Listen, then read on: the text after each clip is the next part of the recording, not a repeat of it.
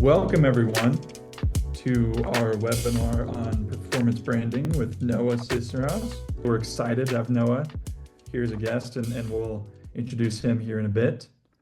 We're excited to be here as a Leo team here as well. So we're here with Connor, Josh, Brandon, Avery, Spencer, and myself. We do have a community as well that we'll talk about a little bit later where you can get to know us a little bit better. So here's the plan for today. First, we'll kick it off to Noah in just a few minutes here, and he's going to give us an awesome presentation about performance branding. After that, we will have a demo. And then for those who stick around until the end, we do have some free offerings. So with that, love to introduce you guys to Noah. Noah is a growth strategist at Tab Bank, and he's focused on building scalable marketing systems that drive real business results. His experience spans fintech, banking, and digital marketing, with a strong emphasis on data-driven decision-making and execution. He's also the host of the Why Not podcast, where he has conversations with leaders about growth, ambition, and navigating uncertainty in both career and life. So with that, Noah, I will kick it over to you. Amazing. Well, thank you so much, Taylor, for having me. I'm very excited to be talking about something that I'm very passionate about. It's something that a lot of marketers disagree on. And so being able to talk about that along with the incredible product that you're building at Leo, very exciting for me. So I appreciate you having me. To start off with building trust with performance branding, I think it's important to, first of all, understand what the difference is between performance and branding. But before we do that, some brands that I've had the opportunity to work with. I've had the privilege of working in the digital marketing agency space and have also been an in-house marketer for Tab Bank for over 3 years now. Part of that has been strategy as well as tactical execution. And I've learned a lot of different aspects, having been in several different industries, with my specialization being in the B2B front of marketing. So what is building trust with performance branding? To start that, we have to understand what building trust with performance is. Performance marketing is typically associated with ad buying, media, paid media, media buying, as it should be. Performance marketing is about finding the right people in the right place at the right time. The way that translates into paid media is targeting plus channel plus timing. That's really what performance marketing is all about. So if you're going to be marketing to a manufacturing segment, you want to make sure that you're targeting them correctly. You want to be on the right channel. You want to have the right timing when they're in market or possibly before they're in market. We're going to talk about that a little bit later.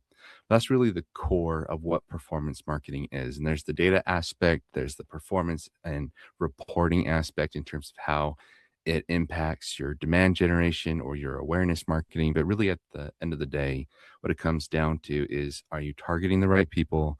Are you on the right channels?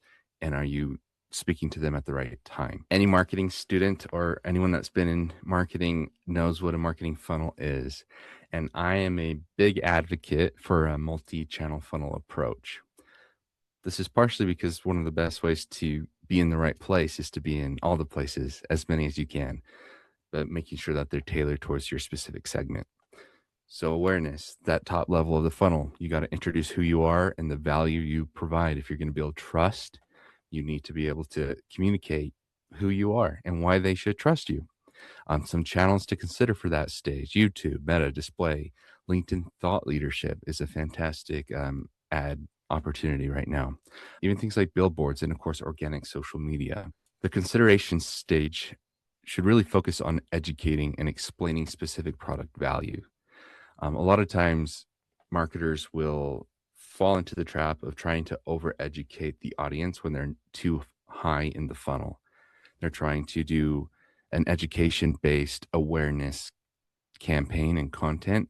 And the problem with that is, if you want people to trust you, you have to earn that trust. And it's difficult to do that at the same time as they become aware of you. And so a beneficial part of doing it under the consideration stage of the funnel is you can use things like industry publishers. That could be anything from an online blog to a physical magazine. LinkedIn, of course, is a great place for that. Google Demand Gen is a campaign that I've used for the consideration stage and seen a lot of success from. Meta, connected TV, that often is used as an awareness play. I think there's a lot of value for it to be an education and a consideration stage channel, given that you can do more precision targeting with CTV than traditional TV advertising.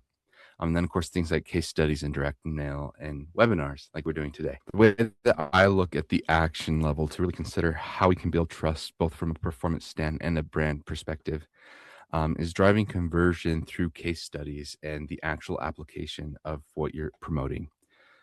Another way to say that, and a lot of B2B marketers will refer to as going to market with your client, being able to showcase your proof of concept at this level of action, at the level where they might actually convert and become a client for your business, is key. So some channels you can do promote that with paid media, or Google search, LinkedIn doc ads, LinkedIn document ads, customized content, especially with the power of AI. You can really do a lot of good there in customizing your materials and content that you'll be sending to leads or prospects at this stage of the funnel. Direct outreach, and then, of course, client workshops where you bring an actual client to present and speak with your prospects. And then last but not least, engage. This is often not considered part of the traditional marketing funnel, because it's like, okay, you get the awareness, you get them to consider you, and then they convert, right? That's the funnel.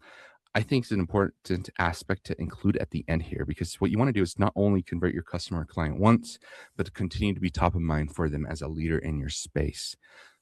Some ideas for channels that can help with this are like customer referral promotions, client workshops, like we already talked about, client gifts. There's a lot of fantastic uprising and upcoming institutions and startups that are focused on automating gifts for this particular stage of the funnel. Thought leader content, podcasting, that's huge right now. And this is partially why is there are a lot of people who are seeing the benefit of consistently engaging both with their clients and everyone that's already in their funnel at this stage. So I went through that because I feel like it's an important aspect to review when we're talking about performance branding, because we don't want to throw away the historically beneficial and traditional view of performance marketing, but we do want to marry it to the idea of brand marketing. This fantastic quote from the Ironburg Base Institute. I said that probably terribly, but the mental availability is about making your brand known and easily thought of in buying situations. Why does that matter? In 2004, there was a really cool ad campaign, and I don't think it's going to let me share my audio. So I'm just going to explain it to you. But essentially, what they did is Oprah, this is a very common meme and very culturally fixated and exciting ad campaign that cost a ton of money, because she gave everyone in the audience on a live TV program a car. Everybody got a car. It's the meme, you got a car and you get a car, and everybody in the audience, there was over 30 people in that audience, they each got a car, and it made headlines. It was a big campaign, but at the end of the day, nobody knew what car it was. It's like it was the Pontiac. It was in 2005 Pontiac G6 sedan. Everybody got a sedan, and they spent who knows how much money behind that campaign, and people forgot. So you can talk to the right people, you can talk to them in the right stage, you can talk to them at the right time. You can even offer an incredible opportunity to engage them and convert them. But if they're not going to remember what your brand is, then it's not going to be impactful for you long term, and you're going to see a decrease in your ROI. So building trust with brand. For the sake of time, I'll go through this kind of quickly, but I want to make sure to highlight this brand recall. Making sure that your content and that your brand identity is consistent is key. You need to understand what your tone is. You need to understand what your voice is, the lens that you're speaking from to every individual segment that you're marketing to. You need to have defined what your imagery is. Are you going to use graphics, stock photos, no stock photos, AI imagery? Are you going to have AI people in your images? Are you not? Why is that? You need to make sure that you understand and you communicate what you are doing for your community. How does your brand serve the community that you are specifically engaging? The reason for that, and the reason you need to be consistent with this from a strategic standpoint as the actual marketer, is you need people to remember you when they see your performance marketing. So I use this equation to help me when I'm considering different content that I'm creating, which is consistency plus frequency equals brand recall. Excuse me. So the consistency of your branding plus the frequency of your performance will impact and increase the amount of times people can remember your brand. And that matters because there's a lot of noise on social media. There's a lot of noise in everyone's life. And especially within marketing, marketing gets a bad rap sometimes simply because of the amount of noise that we create. And it's a blessing and a curse because that means there's lots of noise to be made, but it also means, well, you have to stand out from the crowd. Something to consider as we think about brand performance and building trust with that. There's a big difference between asking AI to provide recommendations and specific product support and asking them for a specific brand. There's been a lot of talk right now with paid ads coming to different AI models. ChatGPT is one of the forefront speculated leaders in adding paid advertising to the platform. So it's a critical time to really reestablish your brand and make sure that it's consistent within your performance marketing. For example, if I ask ChatGPT for a great pair of running shoes, it's like, what do you recommend? And it's gonna spit out a bunch of different brands. It's like, okay, well, depending on what you want in your shoe, like maybe New Balance is great, or maybe you want a Puma shoe, right? Has a very different query than if I asked it specifically for Nike. And so I did that. I said, hey, I need a pair of running shoes. I've always loved Nike. Could you recommend some Nike shoes for me? And of course, it gave me incredible options, but all of them were Nike. The user's request is going to be different if they ask for a product versus a brand. And so when they are in that buying moment, they need to already think of you if you want to convert them. Part of that is your messaging.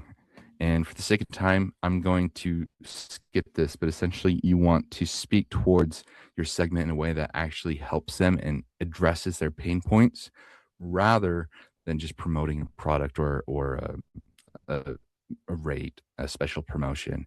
Marketing things that we think are great isn't always going to translate if we don't explain why they're beneficial to the actual user and customer. Part of this, and I mentioned this earlier, is marketing to people before they're in market. So the LinkedIn B2B Institute did a fantastic amount of research in their CMO scorecard that specifically addresses performance branding. It's a fantastic document, highly recommend it. One of their key findings was they were able to outline this the 95-5 rule, which is 5% of buyers are in market in B2B and 95% of buyers are generally outside of market. The key here is to not just target a search campaign at the in market buyers, but to also market everyone that's also out of market. The problem with that is it does cost more. So, how do you make that profitable? Well, by tailoring your messaging and working on that funnel channel approach that we were talking about earlier, you can then begin to engage the in market buyers and the out of market buyers, keeping your branding consistent throughout it, following those buyers through your own funnel. Big key here is that performance branding is about earning the right attention. Traditional performance marketing is about finding it. Brand is about capturing that attention. Performance branding is earning that attention. You are showing them why they should pay attention to you at the right time. So building trust with performance branding, not just performance, not just branding. The same CMO scorecard that I mentioned earlier, they had this incredible equation that I've used to help outline and map my ad spend and my channel allocation specifically when doing paid media, which is creative times media equals outcome. They estimated that creative impacts conversion by 47%, with the media being 38%. Media meaning like you're targeting your recency, your reach, your traditional performance marketing metrics. So really, when you consider that, like performance marketing needs to have the right creative, needs to have the right branding if they're going to be impactful for the amount that they can influence. So to review, performance is you're getting the segment to target. You're targeting the right segment. An example of that is CFOs for manufacturing businesses. You want to be at the right place, the channel for that segment would be LinkedIn and Google search. You want to be speaking towards the right layer in the funnel. So that's layered engagement with retargeting. And then, of course, you want to have a consistent objective, converted marketing qualified leads. Brand marketing is your product being promoted through value proposition, differentiation and parity, and having that social proof, being consistent with your messaging and tone. Combining those two, creating performance branding, is having your target message, highlighting your social proof, and positioning for your target segment on the appropriate funnel level with the appropriate paid media channel. So that's a mouthful. So one way to help explain it, and this will be my last point before we dive into the next part of today's webinar, but think of your creative and think if it feels stale or consistent with everyone else in your industry. And then think of what should not belong in your industry, what should not be on a bank ad, and how can you merge the two. And that exercise will really force you to evaluate your branding within your performance media, because you're not just simply trying to optimize your creative by putting together whatever the models say you should, but you're trying to look from outside the box and figure out how users can really identify you and recall you, and in contrast to your competitive landscape. So one of the ads that I'm particularly fond of is this surfer. So I market for a bank, Tab Bank. We're an online bank based out of Ogden, Utah. We have a lot of incredible business products as well as consumer products. One of the business campaigns that I ran focused on asset-based lending. It's a loan product. And we use this fantastic image of a surfer. Because when you think of a bank, you think of suits and stiff and old-fashioned dust collectors. And we wanted to have a different experience, a different type of brand recall, a different type of creative. And so we used this fantastic image and were able to drive leads through that. Sorry, my slides are just changing so slowly. Well, that's what I had prepared today, but I'm excited to answer some questions and talk a little bit more about how I've utilized Leo in optimizing my content and paid media.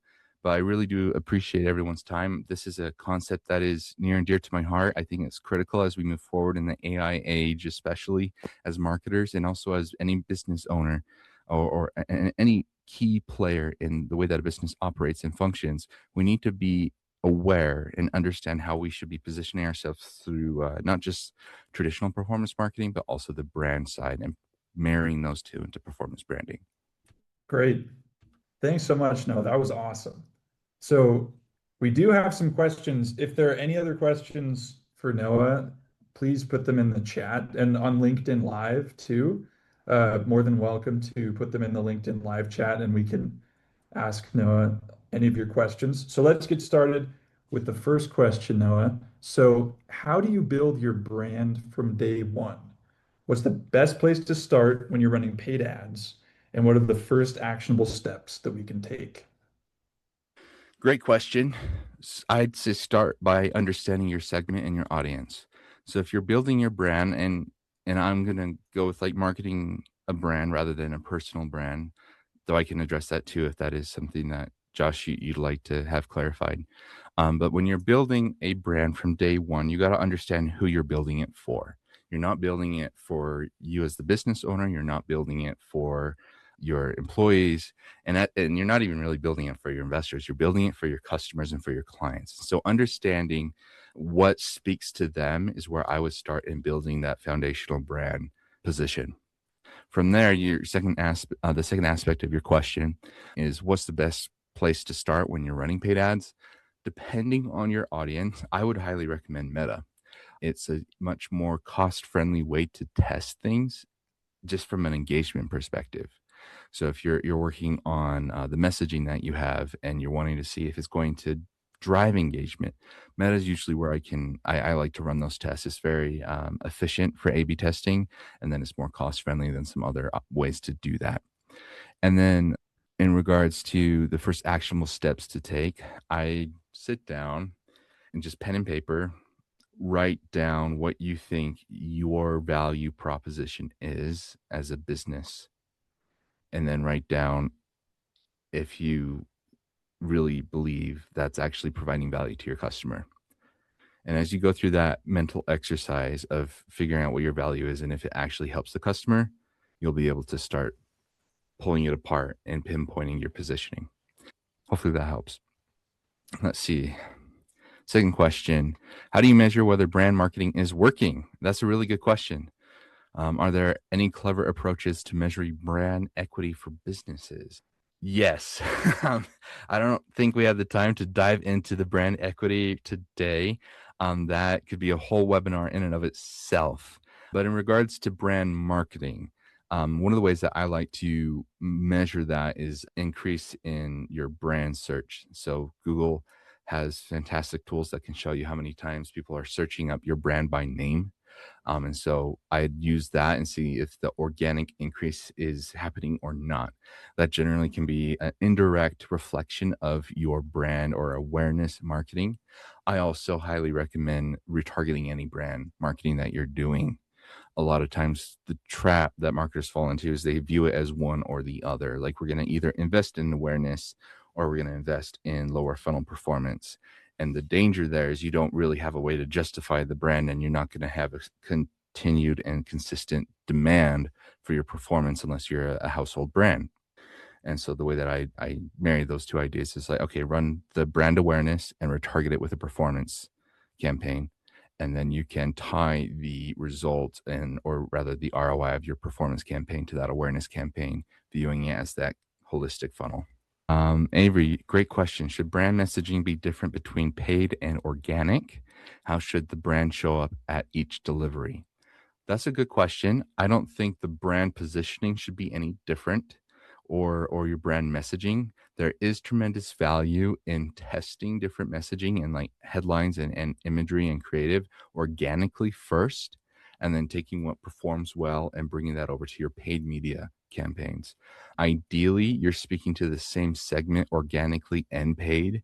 Paid, you're just pushing it faster with your paid promotion, where organic is attracting it more organically.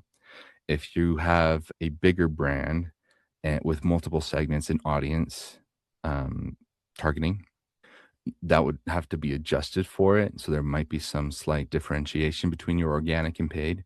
But generally, I think the principles for your brand positioning should remain consistent between the two.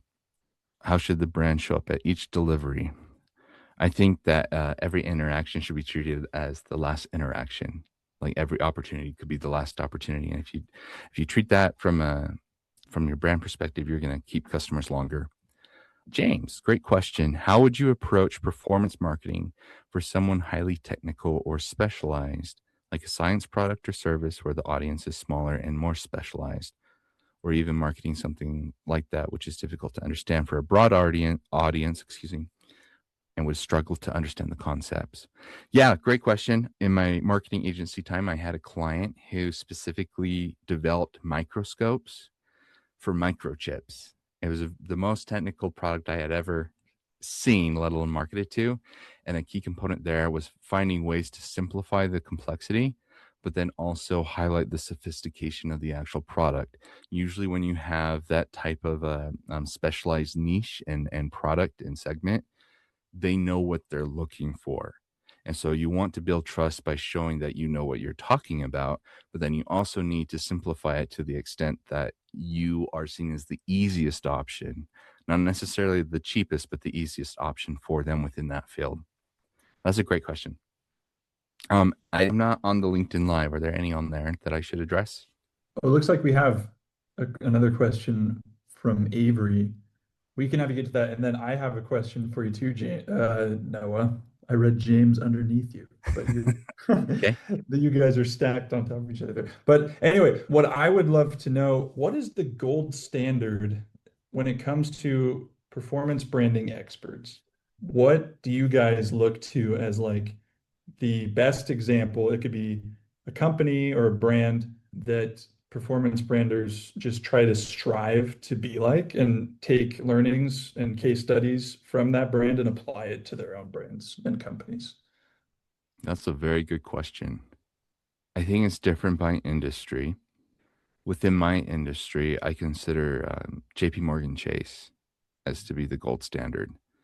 They have incredible creative campaigns, very marketing driven that way, but they also do it at such a refined and custom approach for each individual segment that it's quite expansive and it's quite impressive. Okay, so to follow up with that, a lot of our audience members who might be more direct to consumer and maybe Mhm. even in the CPG space, um, do you have any companies that you think are great examples for people to look out for that you think are just doing an excellent job in this space? Yeah, great question. Liquid Death is one. I know their creative, of course, is some of the big, hairy, audacious type of creative, but I think they do a really good job of driving brand awareness in a way that also converts to sales. So that's one I consider to be quite a fantastic example. Another consumer product that I can think of. Oh man, apologize. I'm just not as familiar with the space. Liquid Death is what comes to top of mind though for me. As one of those consumer products that really just understands how to position themselves as a unique brand. I mean, they're literally selling water, but then they also are driving actual results and performance through that. Great. Okay, and then so Avery's question is surrounding personal brand building with regards to team members that are actually building a brand through their own online presence. What are your thoughts there? Yeah, great question. I recommend figuring out what your values and principles are as an individual, as a professional, and then finding the right way to translate that into your personal brand. So being consistent is key. I use a lot of blue in my decks and all my content that I generate for my personal brand. That's usually how I actually differentiate what I've built versus what I built for a client. So that's one thing, being consistent in your tone and voice, understanding like your take on everything, how you want to show up either in controversial situations, how you want to show up in different professional situations, just making sure you have it all outlined and mapped. Or like, okay, this is how I want to represent my values and principles in my professional appearance and behavior and tone and messaging. And then it's just a matter of keeping that consistent whenever you create content and creating content consistently, because personal brand is really more about reputation. And I mean, isn't it Warren Buffett who says that like you can build your reputation over decades and destroy it in a day? Like you is really a key component, but the cool, flashy, rebranded way of saying it is personal branding. But really, at the end of the day, it's your reputation, and just being intentional about it and making it consistent is key. Okay. Thanks so much, everybody, for your questions. And I think a really interesting thing to hear too, Noah, maybe at the end here, is how you think somebody who's trying to establish their own brand or like someone who's trying to leverage performance branding could use a tool like Leo to increase their performance there. So with that, we'd like to, instead of the competition, have kind of a guided walkthrough here. So everybody who is here on the Zoom, and then I know we have LinkedIn viewers as well, can kind of follow along, create an account with Leo, and then see how it works. And then also would love to hear, Noah, what your thoughts are on using AI tools like this to leverage performance branding. But with that, I'll kind of kick it over to Josh, who's going to do a guided walkthrough for you guys. Amazing. Thanks so much, Noah. It's super cool to hear from your thoughts, and thanks, Taylor. So I'm going to be sharing my screen here, and I already created an account, so no worries there, but would love it if you guys would create an account. It's completely for free, but then this way you can follow along. So if you have any trouble or you're not quite sure where to go, please feel free to let me know. Put in the chat. The whole team's happy to help you.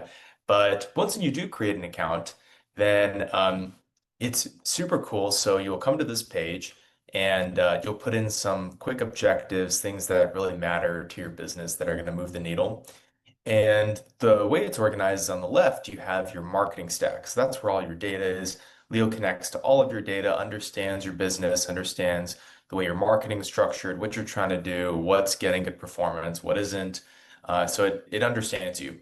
And then from there, we have in the center your kind of canvas, which is where you see all of your objectives, different updates that are happening. Leo's always looking at your data, trying to figure out how to help you out.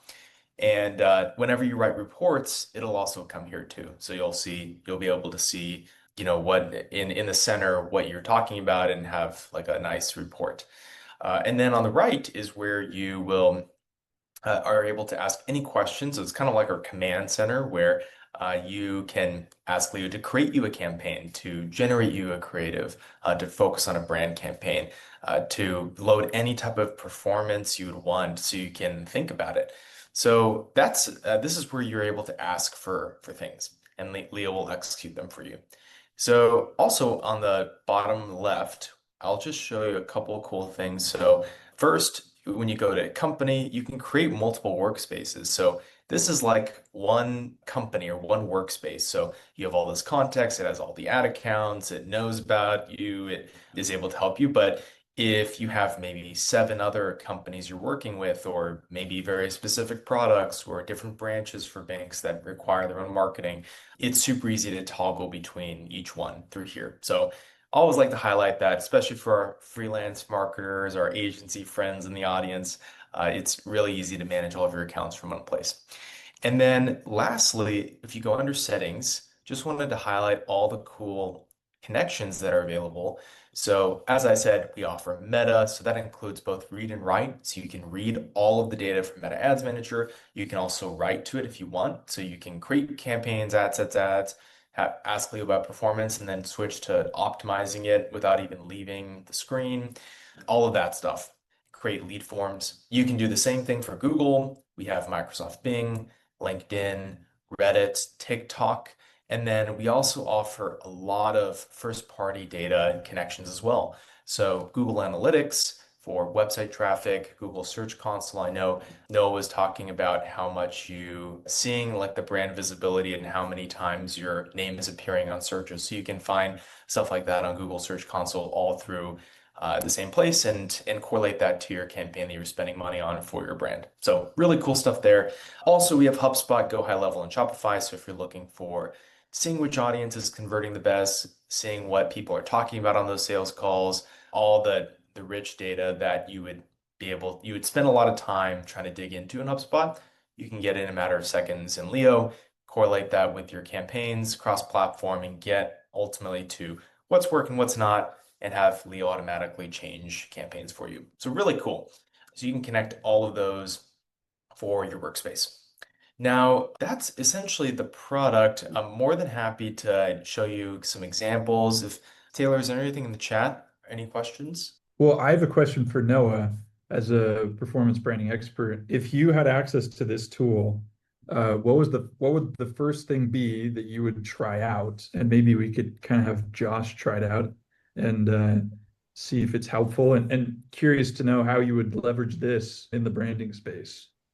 Yeah, absolutely. I think one of the powerful aspects of this platform is you connect to Google Analytics and paid media channels, and you connect them all into one spot. I think there's tremendous power there in gathering insights from both how people are engaging with your pages and how they're performing in the paid space. So I think the first thing that I would look into, and I've had the privilege of trying Leo out, and it's been fantastic for this, is really looking at alignment between your messaging and who you're targeting and running an audit on that. Great. Do you have any insights from that, if you're comfortable sharing, Noah, that were generated based on the alignment there between Google Analytics and the campaigns that you're running? Yeah. So yeah, yes, I do. I have it pulled up over here, so I'm just gonna look at the other part of my screen. But really, yeah, I reached out to it and I said, hey, please audit my LinkedIn and Google ads and provide insights on whether or not the messaging is disconnected from the audiences being targeted by using Google Analytics. And what it pulled for me was some helpful insights, which was that some of my paid media that I had been running that seemed to be engaging well, it was a brand awareness type of media. I was getting a good CPM, I was getting some good click-through rates, things of that nature, were landing on the web page and like bouncing within 1 second. And it pulled that out for me. It's like, hey, like either your page is not talking to them the right way, or you're not really targeting the right people with that ad. And so it volunteered some helpful messaging ideas to try out. It even suggested some of the targeting refinements I could try. And so really it looked at both sides, which is so one of the cool parts of this is it has that AI power that can generate those insights on the messaging, but then of course it has the ability to read the actual performance analytics. So marrying those two ideas was really cool in this report, and that I was able to generate with it.